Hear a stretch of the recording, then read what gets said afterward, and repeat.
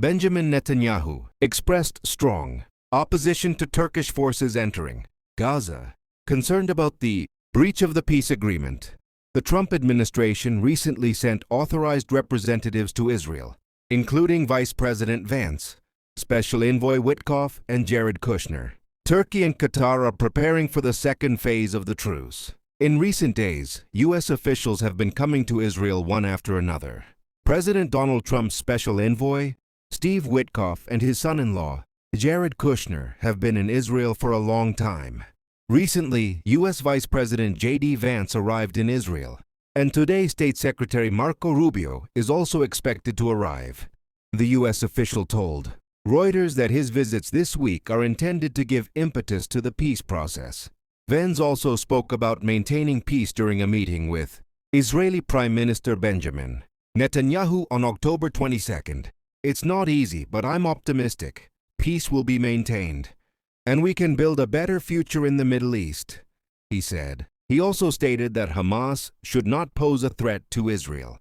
We see a very difficult task before us: disarm Hamas, restore Gaza, and improve people's lives, but at the same time, make sure that there is no longer a threat to Israel from Hamas. These days, the second phase of the Gaza peace plan, which has been in force for almost 2 weeks, is about to begin. According to it, Hamas should be disarmed and a Palestinian committee operating under international control should be established.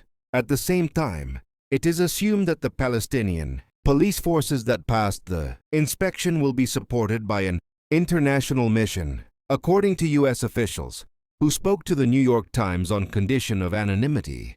The White House administration is concerned that Benjamin Netanyahu may withdraw from the peace agreement.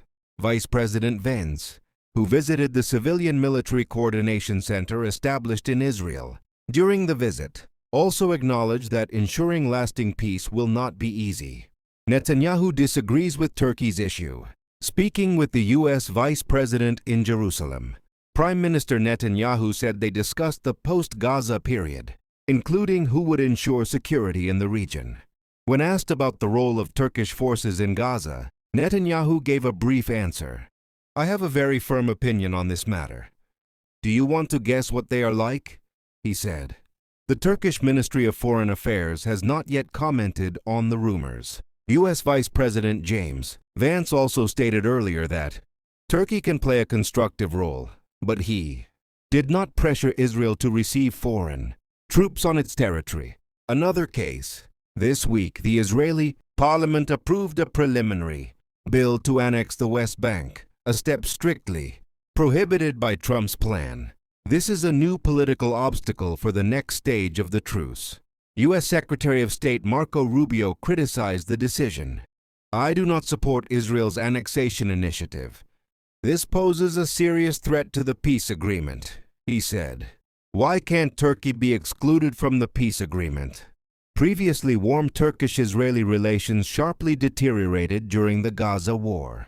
President Recep Tayyip Erdogan sharply criticized Israel's attacks in the form of genocide in Gaza and its actions in the region.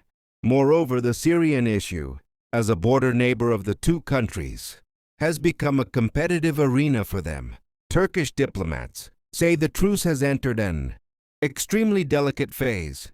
In response to the question, has the political future of Hamas or the establishment of international observation forces in Gaza been discussed? One Turkish official said, clear decisions have not yet been made on this matter.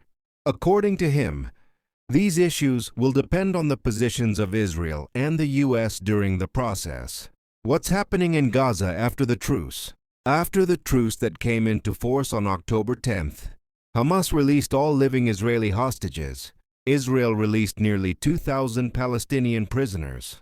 Israel is also returning bodies believed to be Hamas soldiers. However, Gaza's health authorities say many bodies have become unrecognizable from torture. Hamas handed over 15 of the 28 hostages killed last year. Vance said that among the others, some might have been buried under the rubble. So she said that it would take some time.